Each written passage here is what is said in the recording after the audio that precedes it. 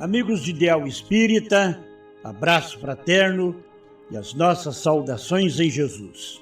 Eu, Hélio Dias e Lenice Varanda, sequenciamos mais um programa Vultos do Espiritismo.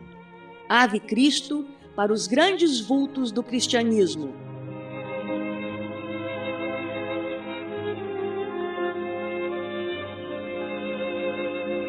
Biografia Hugo Gonçalves, uma série da vida e obra de Hugo Gonçalves em capítulos semanais. Capítulo 6. Hugo Gonçalves, o Imortal. O senhor Hugo Gonçalves sempre foi um trabalhador ativo e fiel à causa que abraçou. Procurava uma maneira que facilitasse de forma prática a divulgação da mensagem de que era portador. Foi assim, então, que pensou na fundação do jornal O Imortal, motivado pela experiência que trazia de uma gráfica onde trabalhara tempos atrás. Na minha terra, eu trabalhei numa gráfica, cada pedaço, sabe? Então eu trouxe aquela na mente, fazer coisa mais ou menos igual. Então foi o que eu tentei fazer e graças a Deus consegui fazer Imortal, né? E por que esse nome? O Imortal, porque uma ocasião, quando eu falei que eu estava fazendo, o professor Leopoldo Machado, o famoso professor, ele ficou sabendo que eu estava querendo fundar um jornal e mandou me chamar. Eu fui lá. Aí ele falou assim para mim: você é louco. Aí eu falei: por quê, professor?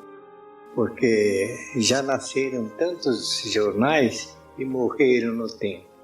Aí eu falei: mas professor, o senhor não se esqueça de que ele tem um nome, Imortal. Então ele não vai morrer não.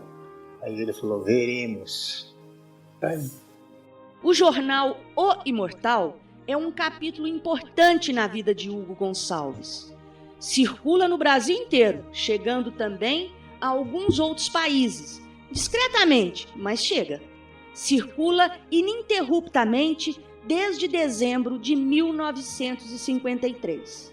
Em algumas ocasiões, quando pessoas foram visitar Chico Xavier, disse o venerado mestre ao se identificarem com moradores de Cambé: ah, de Cambé, a terra de Hugo e do Imortal?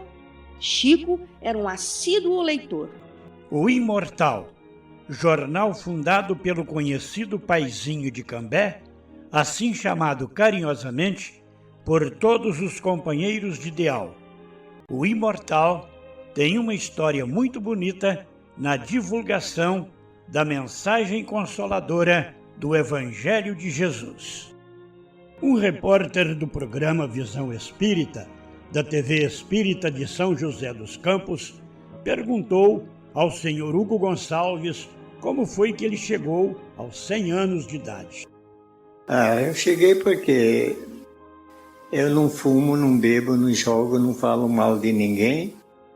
Então, estou aqui. Após a resposta sábia de Hugo, ouviremos na sequência os depoimentos dos confrades Célia Xavier de Camargo, Joaquim Norberto de Camargo, Paulo Hermínio Penache e Maria das Graças, vulgo Tata. São trabalhadores e dirigentes espíritas que participaram ativamente dos trabalhos desenvolvidos na seara espírita, na região de Cambé e adjacências, pelo senhor Hugo Gonçalves. O seu Hugo, ele, na sua vida inteira, ele só deu exemplo de amor, de carinho pelas pessoas. Ele não via hora para atender aqueles que o procuravam. E vinha como o Joaquim disse, vinham pessoas de longe para conversarem com ele. E isso foi fazendo uma ligação muito grande e ficando no coração das pessoas esse exemplo dele. O exemplo de vida, como ele tratava as crianças aqui do Lar Marília Barbosa como filhas realmente, né, que são. E a sua maneira de agir em relação à doutrina, as palestras que ele fazia. Então tudo isso foi sedimentando um conhecimento a respeito dessa criatura, que hoje ele é conhecido em todos os lugares. As pessoas têm uma reverência muito grande por ele, pelo exemplo que ele sempre deu, né?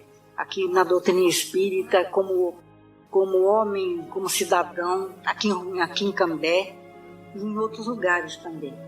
Ele ajudou muito também no lar André Luiz, lá de Rolândia, um outro lar infantil lá de Rolândia. Ajudou muito lá o lar também de Mandaguari, juntamente com o seu Luiz Piscinim. Então é uma figura notável e esse exemplo dele vai permanecer, porque já se espraia por todos os lugares. E esse conhecimento, esse exemplo dele vai passando de pessoa para pessoa. Uma coisa muito importante do seu Hugo é que, você sabe, uma casa espírita bem estruturada, ela vira um farol. E você sabe que nos centros espíritas, muitos problemas são resolvidos, não é verdade? Quase todo mundo procura o centro espírita porque está com problema, coisa assim. E as casas espíritas também têm os seus problemas. Que muitos integrantes, eles têm lá suas diferenças, os negócios. Não é muito fácil. A gente sabe que é muito mais fácil em outro lugar as coisas também, porque os centros têm essas dificuldades. E aqui ficou esse centro de poder ajudar a resolver esses problemas. Então, lá não sei aonde. Está com problema? Vamos lá no seu Hugo. O seu Hugo passou a ser um amigo das horas certas, das horas incertas, aquele conselheiro, aquele amigo, aquela pessoa que nos ensinou cada dia mais a servir, nos mostrou toda ética e moral, todo trabalho. Quando tinha qualquer dúvida, a gente ia falar com o seu Hugo, ele muito fazendo assim, espera que Deus vai colocar o caminho certo, vai dar certo. Então, sempre ponderado, a pessoa que nos ensinou, nunca chegou assim, Paulo, faça assim, eu faço assim. Espera que vai tudo acontecer certinho. Cada viagem que nós tivemos em Uberaba, aonde nós fomos, a porta aberta. Eu sempre aproveitava, acompanhando ele, gostava de dar o braço para mim, nós andávamos. Então eu sempre estava bem acompanhado. Eu ia parar no mesmo lugar, um lugarzinho reservado na frente, e eu aproveitava a boquinha, estava acompanhando ele. Eu estou sempre acompanhando o seu Hugo. Onde o seu Hugo vai, eu estou de braço com ele, que com certeza eu vou ter ali o lugarzinho bem ali. Mas o seu Hugo é uma pessoa que todos têm um carinho grande. Eu sou Maria das Graças, o paizinho me conhece como Tata. Estar aqui hoje eu acho que a homenagem é mais para mim do que para o paizinho, porque ele é uma pessoa fantástica, de luz, de amor, de sabedoria, de tanta humildade, de tanto carinho que esse homem tem por todos esses filhos de Cambé, né? Sempre deu tanto e pouco recebeu. Às vezes a gente passa, olha e não para dar um abraço e agradecer por esse amor que nós temos nessa cidade. Merecedor de tantas alegrias, tá, paizinho? De tudo de melhor para o senhor.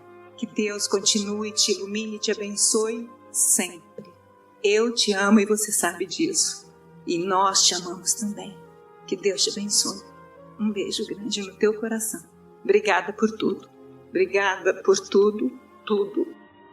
Ouviremos agora a doutora Jane Martins Vilela, escritora e autora do livro Abnegado Servidor Hugo Gonçalves. Palestrante espírita, é uma pessoa influente no movimento espírita do Paraná. Em seu depoimento sobre o paizinho de Cambé, doutora Jane Vilela conta como foi o seu primeiro encontro com ele, o convite que recebeu para fazer uma palestra e como surgiu o Imortal. Fala do seu engajamento na equipe do jornal O Imortal, a menina dos olhos deste grande vulto do espiritismo que é Hugo Gonçalves. Quando eu conheci o paizinho, eu tinha cerca de 21 anos. Eu morava aqui em Londrina, já estava fazendo medicina.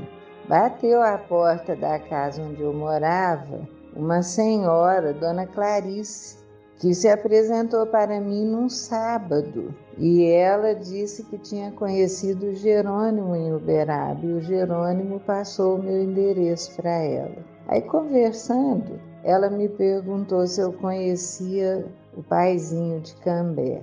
Eu disse que não, né? Então ela falou: mas eu tenho que te apresentar o Paizinho, porque ele é o Chico Xavier do norte do Paraná. Ela falou entusiasmada, né? Eu pensei assim: meu Deus, o que eu vou fazer na frente do Chico Xavier do norte do Paraná?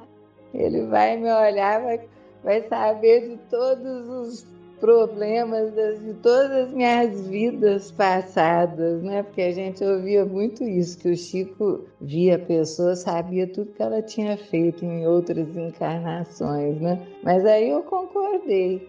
Nós chegamos num sábado lá para conhecer o Paizinho e ele estava ocupado. Era um sábado à tarde, na outra semana, na semana seguinte, depois que ela me conheceu. E aí, enquanto ele terminava de atender a pessoa que ele estava atendendo, naquele escritório ali do Allan Kardec, eu entrei na livraria e fiquei olhando os livros ali. E aí, quando eu olhei, ele estava olhando com ar de encantamento, assim, na entrada da porta. Eu pensei, na hora, ele deve ter visto alguma coisa aqui, mas não falei nada não. Aí nos apresentamos e ele acabou de nos conhecer. Ele pediu para que nós fizéssemos uma palestra no Allan Kardec, quarta-feira seguinte. Aí nós comentamos assim: mas eu nunca fiz uma palestra na vida. Ele então disse assim: não tem importância que você nunca fez, sempre tem uma primeira vez. Quando nós estávamos com mais ou menos uns 23 anos por aí, nos delegou a tarefa de termos uma coluna no jornal O Imortal. E a partir daí, nós sempre conversávamos com ele e ele nos orientava sobre o Imortal, né? E sempre uma coisa ele deixou bem claro, que o Imortal era a menina dos sonhos dele. Eu não esqueço as ocasiões que ele nos contava, as situações que ele viveu com o Imortal, muitas vezes dificuldades inúmeras. A gráfica, tantas e tantas vezes ele mesmo imprimia o jornal, colocava letra por letra, uma dificuldade de conseguir isso, o papel.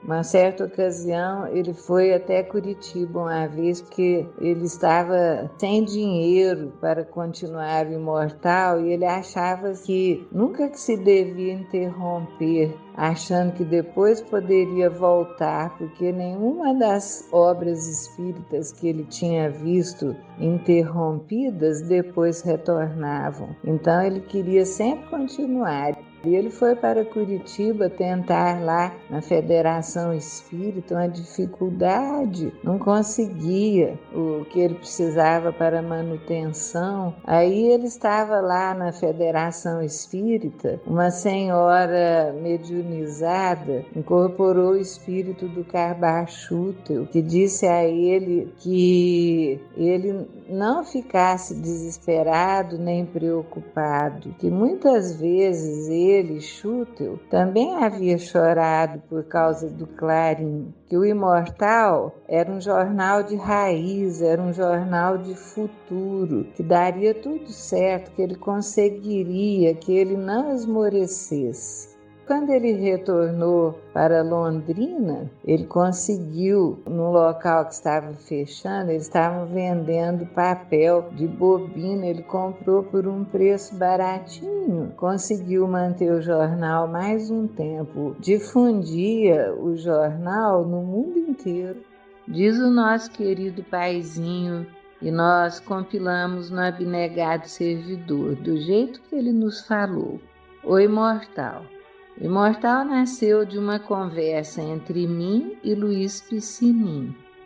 No ano em que vim para o lar infantil Marília Barbosa, em 1953, já tínhamos criado a aula de evangelização infantil que não existia antes. Já tínhamos criado o programa radiofônico espírita. Faltava alguma coisa. Estávamos conversando e Piscinim perguntou: E se nós fundássemos um jornal? Daquela pergunta nasceu o jornal.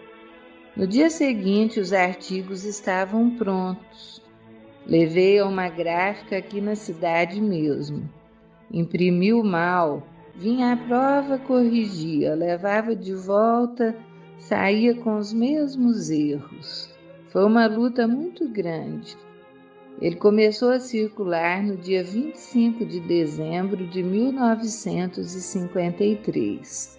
No início eram 4 páginas e eu praticamente sozinho.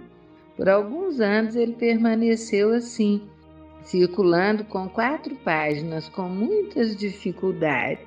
Eu sonhava em melhorar o imortal. A apresentação, enfim, aumentar o número de páginas. Eu vivia pensando nisso, mas não encontrava meios. Um dia o telefone tocou. Fui atender. Era o Divaldo me falando lá de Salvador, da Bahia. Ele me disse: Hugo, estou lhe telefonando para lhe dar uma matéria de última hora. Telefone para que a notícia chegue logo. É uma notícia muito agradável e você vai ficar contente. Se eu chuto, eu lhe mando um recado. Você fique tranquilo, continue trabalhando que seu sonho vai se realizar. Eu não sei o que você está sonhando por aí, mas é o recado que ele manda para você. Eu pensei logo, é com referência ao imortal. Em julho de 1980, procurei o Astolfo Olegário, que mantinha na ocasião uma coluna semanal sobre espiritismo no jornal Folha de Londrina, e pedi sua ajuda com vistas a podermos fazer no imortal aquilo que eu sonhara. Ele me disse: dê-me um tempo.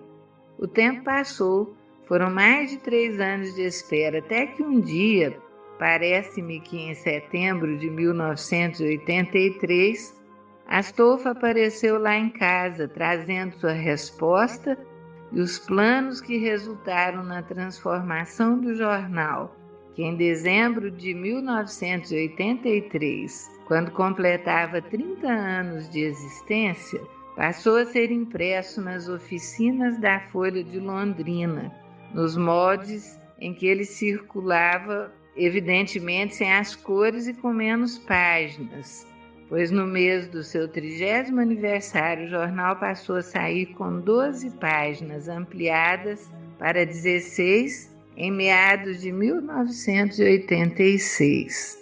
Depois de muito tempo, sabe aquele episódio que eu relatei logo no comecinho, quando conhecemos? Ele estava olhando com aquela carinha levada. Pouco tempo antes dele desencarnar, que conversando com ele sobre esse fato, nós perguntamos o que ele estava vendo, que ele estava com aquela carinha levada nos olhando, e ele disse que ele estava enxergando o espírito da mãe dele nos abençoando naquele momento, e ele tinha uma adoração pela mãe dele.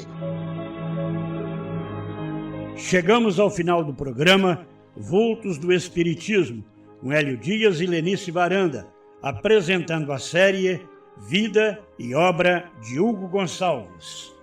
Voltaremos na próxima semana com o 7º capítulo da série Vida e Obra de Hugo Gonçalves.